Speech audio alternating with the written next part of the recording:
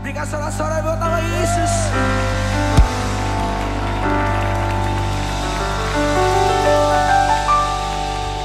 Izinkan saya buka masker karena mungkin nanti juga saya sendiri di sini. Saya berdoa supaya suara saya membaik sehingga bisa berbicara dengan baik. Haleluya. Mari kita berdoa. Bapa, kami bersyukur Engkau hadir di tengah kami. Dan kami percaya firman Tuhan yang sebentar akan kami dengar akan memberkati setiap kami. Kami siap mendengar firman-Mu. Dan di dalam nama Yesus kami berdoa. Dan setiap kita yang siap dengar firman Tuhan katakan amin. Berikan kemuliaan bagi Tuhan. Silakan duduk saudara. Terima kasih untuk sahabat saya Pastor Andi dan Ibu Lia yang sudah mengundang saya untuk boleh hadir di tempat ini. Dan boleh menyampaikan kebenaran firman Tuhan untuk saudara semua. Saudara-saudara, kita baru saja memperingati kenaikan Yesus ke sorga hari Kamis yang lalu.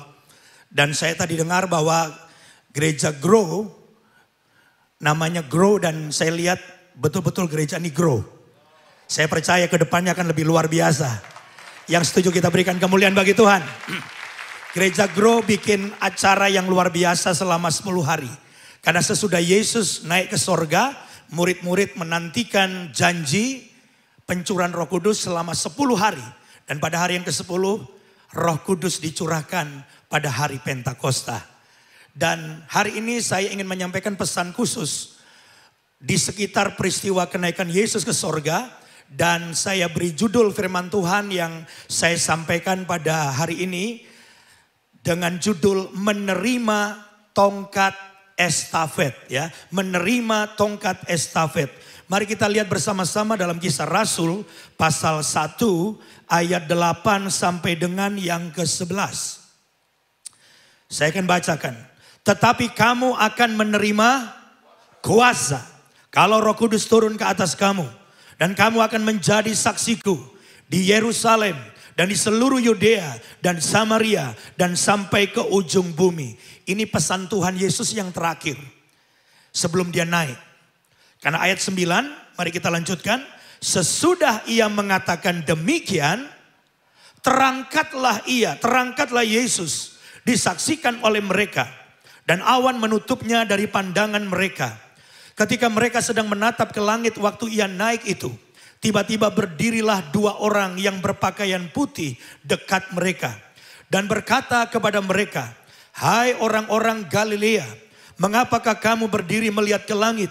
Yesus ini yang terangkat ke sorga meninggalkan kamu akan datang kembali dengan cara yang sama seperti kamu melihat dia naik ke sorga. Amin. Berapa banyak sudah percaya Yesus yang naik ke sorga akan segera datang kembali? Lambaikan tangan saudara. Apakah saudara sungguh rindu menyambut kedatangan Yesus kembali? Yang rindu kita berikan tepuk tangan bagi Tuhan. Haleluya. Saudara-saudara, dalam peristiwa ini kita membaca tadi bahwa Yesus membawa para muridnya ke Bukit Zaitun, ya. Dan kemudian memberikan pesan-pesan yang terakhir. Dan sesudah itu di hadapan para murid-muridnya Yesus perlahan-lahan terangkat naik ke sorga. Saudara-saudara, peristiwa ini sesuatu yang sangat fenomenal, ya. Pada waktu itu kita belum kenal yang namanya lift. Tapi ini tiba-tiba Yesus selesai berbicara, pelan-pelan Yesus terangkat ke sorga. Dan kemudian dia naik terus dan dikatakan awan menutupnya. Awan ini dari kata hupelaben, bahasa Yunani-nya. Hupelaben itu bukan awan biasa. Tapi hupelaben itu awan kemuliaan Tuhan. Shekinah glory. Yang menutupi kemah tabernakel juga. Dan itu manifestasi kehadiran Allah dan penerimaan Allah waktu Yesus naik ke sorga. Nah, saudara-saudara, pertanyaannya mengapa Yesus perlu terangkat ke sorga dengan cara yang sangat dramatis di hadapan para murid-muridnya. Saya percaya lewat peristiwa itu Yesus sekali lagi mau menyatakan kepada murid-muridnya bahwa dia adalah Tuhan. Itu sebabnya dia naik ke sorga. Karena dia bukan berasal dari bumi. Yesus berasal dari sorga. Dia adalah Tuhan, Juru Selamat kita. Yang percaya berikan kemuliaan bagi Tuhan. Haleluya. Nah hari ini saudara-saudara, karena kita dalam peristiwa, di sekitar peristiwa kenaikan Yesus ke sorga, ada beberapa hal penting yang saya ingin sampaikan. Karena kita juga setelah Yesus naik ke sorga, kita ada 10 hari menantikan pencurahan Roh Kudus. Kita perlu tahu ada pesan apa sih di balik peristiwa kenaikan Yesus ke sorga. Hari ini saya mau menyampaikan beberapa hal yang penting untuk kita semua.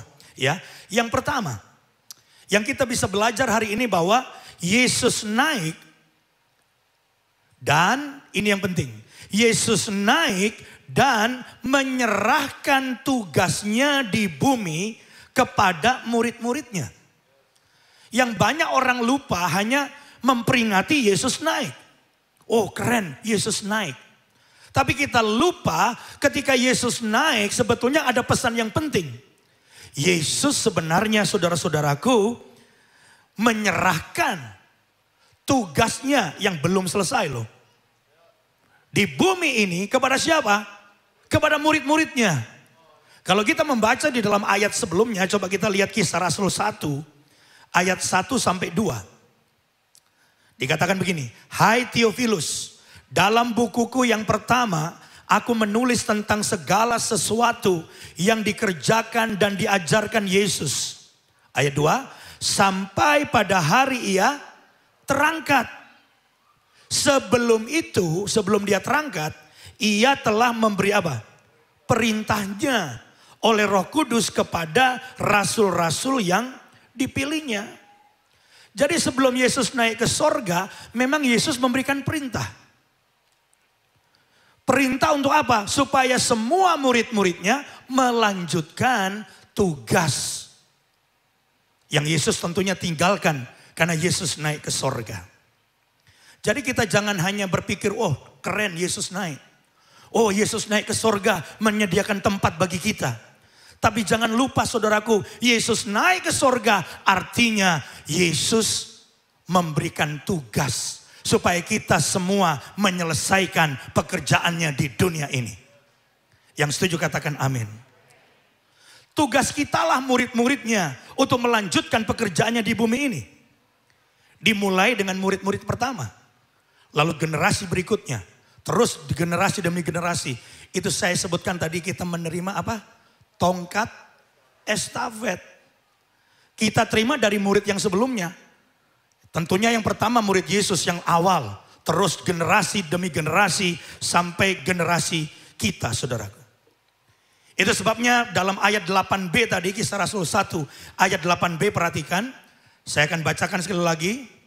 Dan kamu, tampil ya. Dan kamu akan menjadi saksiku di Yerusalem dan di seluruh Yudea dan Samaria dan sampai ke ujung bumi.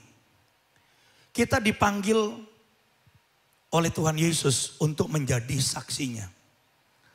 Jadi Yesus naik sebetulnya memberi tugas kepada kita semua. Ayo kita selesaikan pekerjaan Yesus di bumi.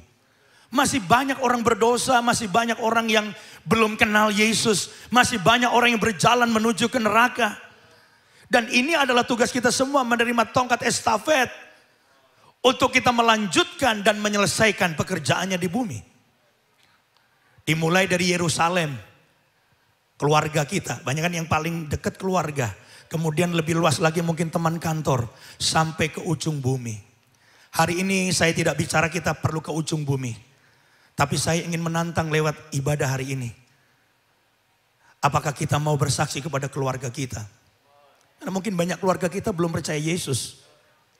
Dan kita selama ini masa bodoh. Mungkin di sini ada anak muda yang sudah terima Yesus. Tapi papi mamimu belum percaya Yesus. Mungkin di sini ada orang tuanya sudah terima Yesus. Tapi anak-anakmu jauh dari Tuhan. Hidupnya kacau. Pernahkah kita bicara kepada keluarga kita? Dan kita menyaksikan Yesus. Dan ini penting sekali saudara-saudara. Karena saya lihat sekarang banyak orang asik dengan dirinya sendiri. bertumbuh, ngalami mujizat, ngalami lawatan Tuhan. Tapi kita nggak pernah peduli keluarga kita yang belum terima Yesus. Berapa banyak saudara mau jadi saksi di Yerusalem keluargamu. Supaya sebelum tahun ini berakhir, keluargamu yang belum percaya Yesus boleh terima Yesus dan diselamatkan. Lambaikan tangan saudara. Amin.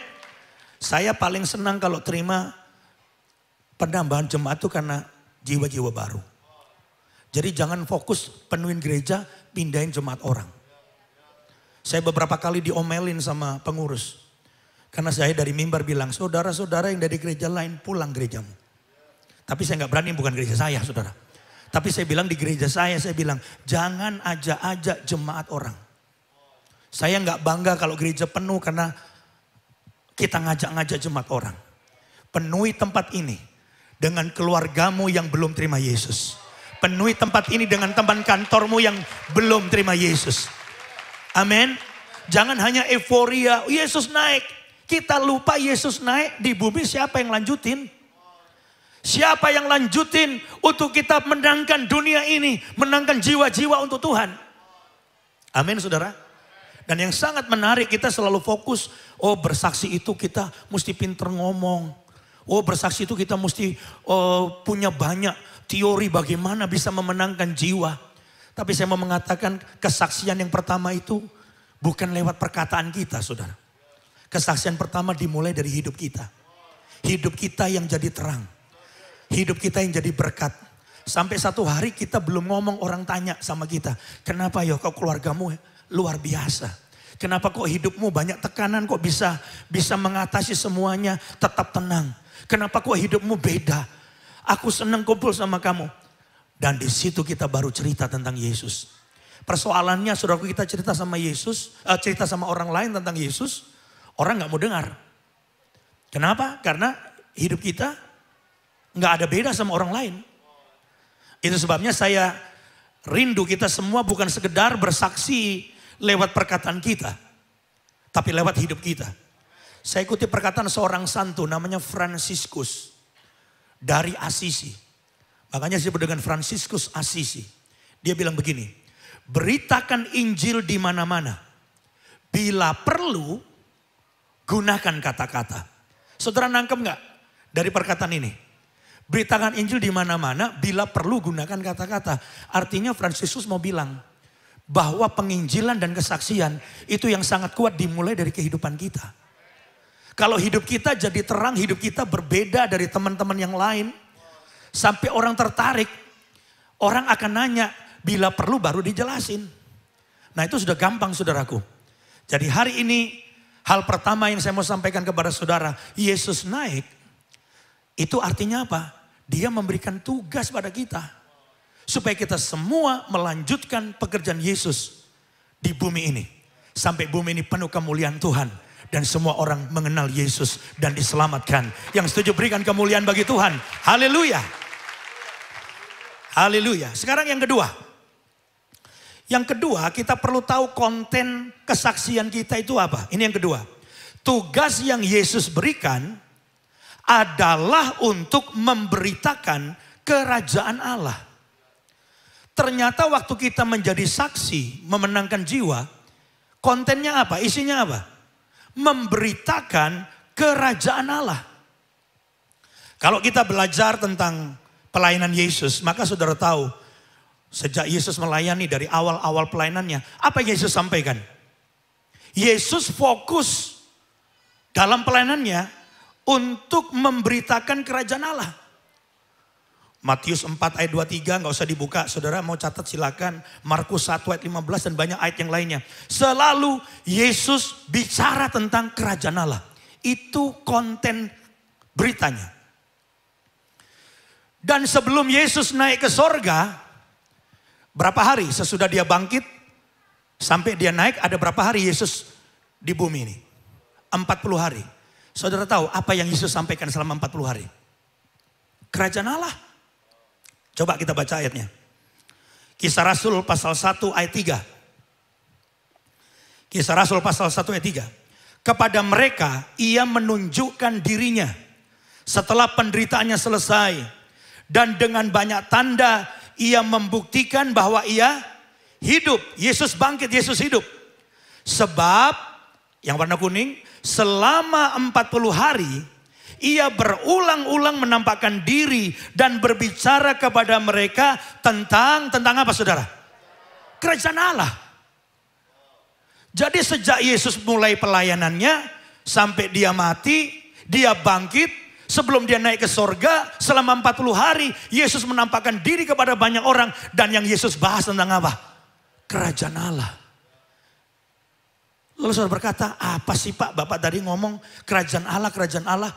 Yang pasti saudara, kerajaan Allah yang saya maksud di sini bukanlah kerajaan atau pemerintahan seperti di dunia. Yang dibatasi oleh wilayah geografis. Namun kerajaan Allah yang saya maksudkan dan Yesus beritakan adalah kerajaan Allah secara rohani. Saya memberikan definisi kira-kira seperti ini.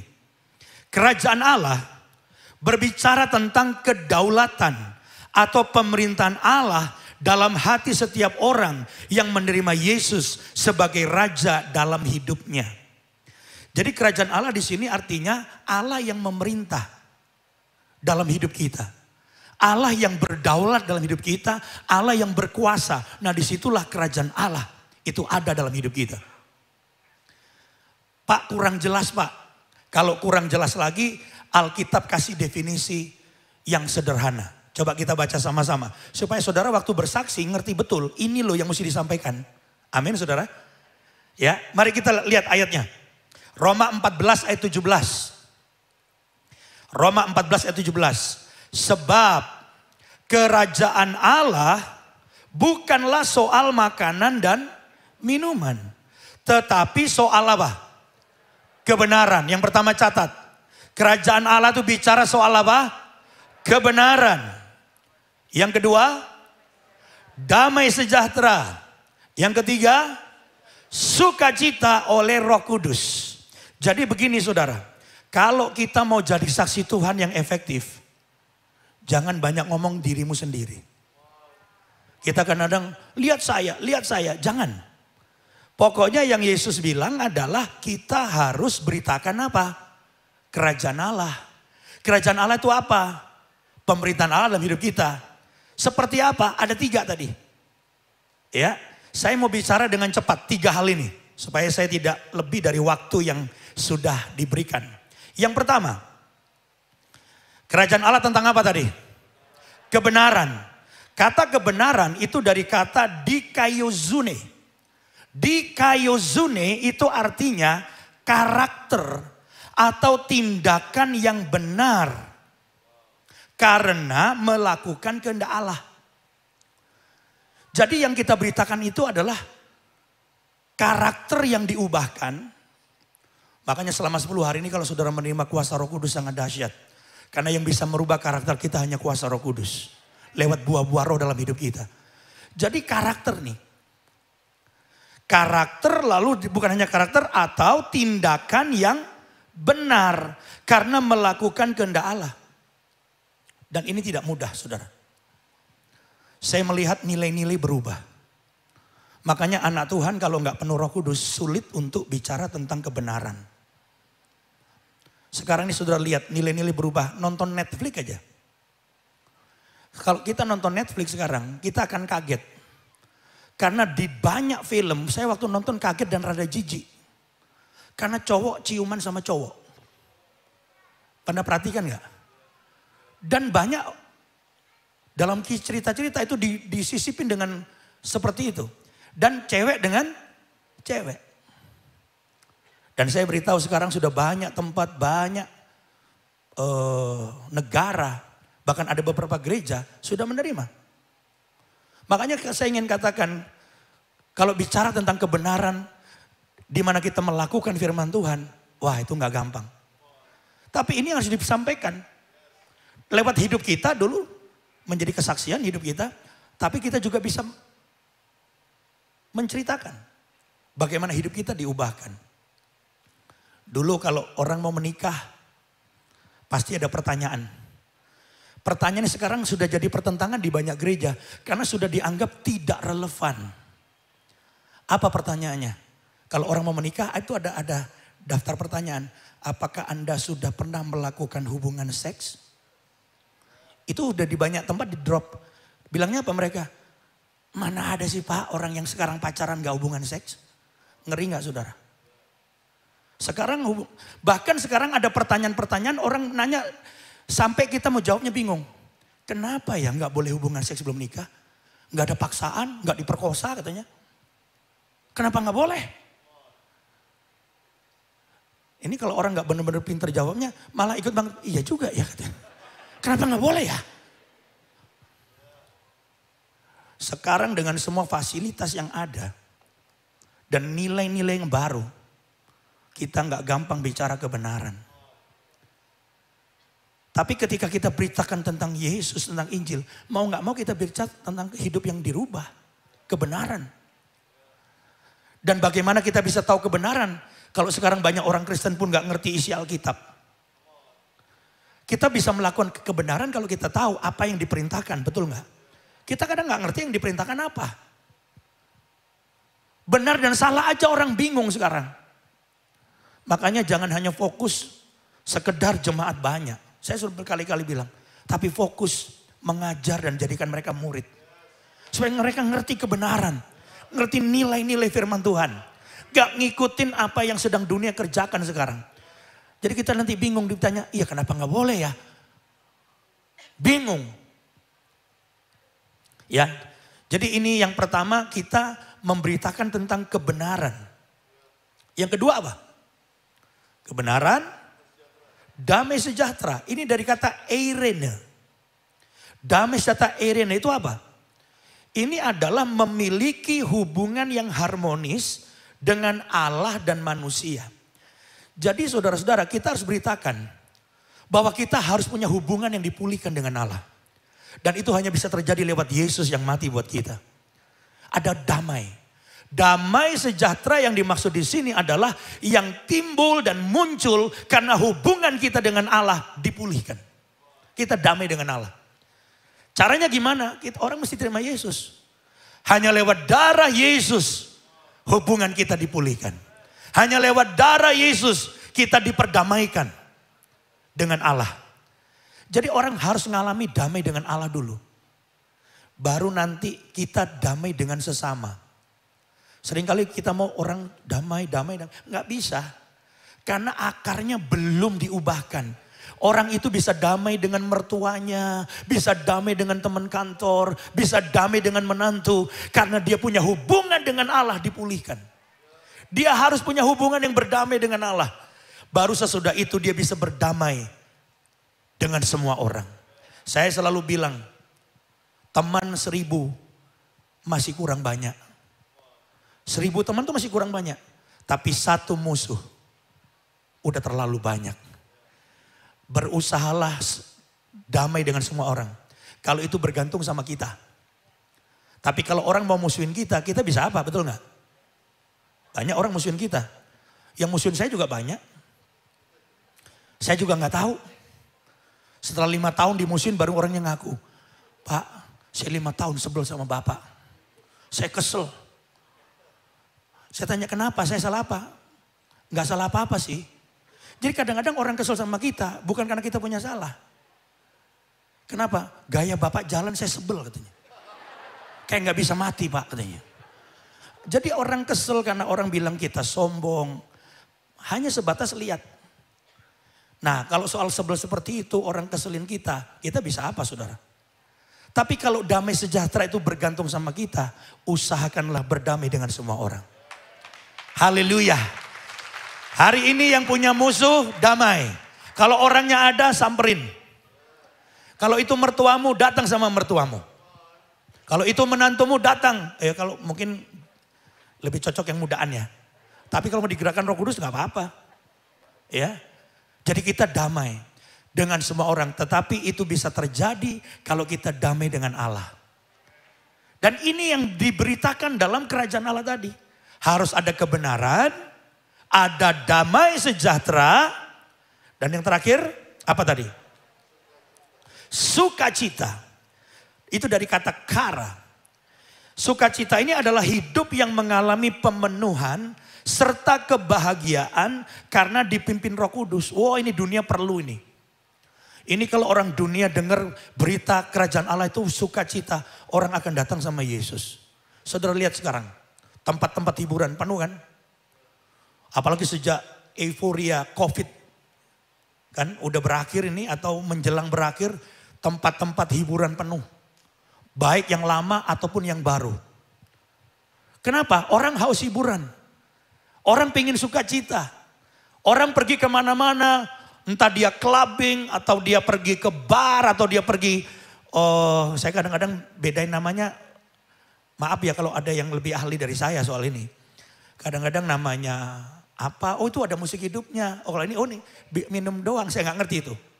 Tapi intinya tempat-tempat seperti itu sekarang penuh. Orang cari apa? Hiburan. Orang pengen sukacita. Tapi saya ingin katakan kepada saudara, sukacita yang dunia berikan itu nggak akan langgeng. Waktu saudara di tempat itu bisa goyang-goyang, rada mabok, bisa ketawa-ketawa. Tapi saudara pulang stresnya balik. Hampa kosong di Jakarta ini sudah macet tiap hari. Tapi saya ketemu banyak orang yang gak kekurangan apa-apa. Hatinya kosong. Hampa. Itu yang Yesus katakan kepada perempuan Samaria. Kalau engkau minum air dunia ini, kalau engkau minum sukacita dunia ini, engkau akan haus lagi. Tapi kalau engkau minum air yang kuberikan kepadamu, engkau gak akan haus lagi. Air itu akan mengalir terus sampai pada hidup yang kekal. Dan Yesus bicara tentang Roh Kudus. Kalau Roh Kudus memenuhi kita, ada sukacita. Yesus lihat perempuan itu, panggil suamimu. Dia ingin bahagia, dia kawin cerai. Panggil suamimu. Perempuan itu bilang apa? Aku gak punya suami. Tapi Yesus yang diurapi bilang, betul kamu gak punya suami. Sebab kamu sekarang kumpul dengan pria yang bukan suamimu. Kumpul kebo saudara. Dan kamu sudah kawin cerai 5 kali. Dek, kaget dia. Kok bisa tahu? Pasti bukan orang biasa dia. Betul kamu gak punya suami. Sebab kamu sekarang kumpul dengan pria yang bukan suamimu. Engkau sudah kawin cerai 5 kali. Engkau cari kepuasan. Engkau cari sukacita. Tapi hatimu kosong. Dan kau gak dapatkan semuanya. Kalau kamu minum air dunia, engkau akan haus lagi. Kumpul kebo perempuan itu. Jangan sudah pikir kumpul kebo hanya zaman sekarang. Zaman dulu pun kebo-kebo udah pada ngumpul saudaraku. Kumpul kebo dia. Hari ini ada enggak orang-orang yang seperti itu? Saudara cari kebahagiaan di mana-mana.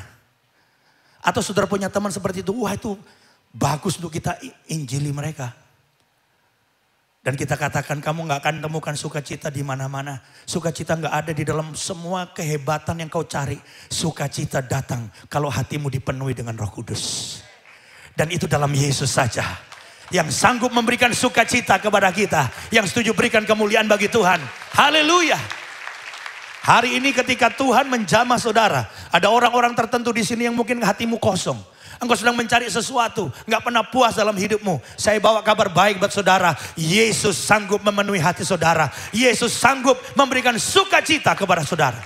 Dan sukacita yang Yesus berikan, kara ini saudaraku, tidak dipengaruhi keadaan. Kalau engkau sukacita hari ini karena gajimu naik, itu bukan sukacita ini. Kalau sukacita karena engkau baru dapat bonus yang besar, itu bukan sukacita yang disebut di sini. Sukacita yang dikatakan Alkitab itu tidak dipengaruhi kondisi dan keadaan. Temanmu akan bingung, heran ya, lu gak kaya, pas-pasan. Heran ya, lu banyak persoalan, tapi hidup lu penuh sukacita. Nah di situ kita bisa cerita. Oh sukacitaku bukan dari semuanya itu. Aku punya sumber sukacita yang terus mengalir kuasa Roh Kudus dalam hidupku. Berikan kemuliaan bagi Tuhan. Haleluya. Dan saya rindu hari ini kau mengalami sukacita itu. Kita pulang dari gereja ini, sukacita dari Tuhan memenuhi kita. Dan sukacita dari Tuhan itu kekuatan kita. Berikan kemuliaan bagi Tuhan. Haleluya. Yang ketiga, yang terakhir saudara. Yang ketiga, ini juga dalam rangka 10 hari. Roh Kudus dicurahkan agar kita dapat memenuhi tugas itu. Yesus tahu tugas memenangkan jiwa itu nggak gampang. Nggak mudah, saudaraku. Itu sebabnya saudara-saudara di dalam ayat 8 tadi yang awal kita baca tadi, mari kita baca sama-sama. Ini pesan terakhir, sesudah itu ayat 8, ayat 9 Yesus terangkat. Ya, kita baca lagi ayat 8. Tetapi kamu akan menerima kuasa. Kamu akan menerima kuasa. Katakan lagi, kamu akan menerima kuasa. Kalau Roh Kudus turun ke atas kamu. Dan kamu akan menjadi saksiku di Yerusalem dan di seluruh Yudea dan Samaria dan sampai ke ujung bumi. Saudara akan menjadi orang-orang yang bersaksi dengan berhasil. Ada banyak jiwa akan saudara menangkan. Tapi bukan karena kita pintar ngomong. Bukan karena teologi kita tinggi. Alkitab berkata, kamu akan menerima kuasa. Kalau Roh Kudus turun ke atas kamu. Dan kamu akan jadi saksi yang efektif. Siapa yang mau jadi saksi yang efektif? Angkat tangan. Bukan karena pintar ngomong. Tapi kalau Roh Kudus turun atas kamu. Engkau diurapi oleh kuasa Roh Kudus. Kamu akan menjadi saksi yang efektif. Dan memenangkan banyak jiwa. Berapa banyak saudara rindu hari ini menerima urapan khusus dari Roh Kudus. Karena Roh Kudus hadir di tempat ini. Lambaikan tangan saudara. Haleluya. Mari sekali lagi kita berikan kemuliaan bagi Tuhan. Waktu saya habis. Tapi saya tahu Roh Kudus melanjutkan sesuatu yang penting untuk disampaikan dalam hati saudara. Ada satu lagu lama yang berkata, Roh Kudus kau hadir di sini. Roh Kudus kau hadir di sini. Roh Kudus ku mengasihimu. Haleluya. Kau lembut. Mari bangkit berdiri sama-sama. Kaulah penghiburku, penolongku, diutus Bapakku.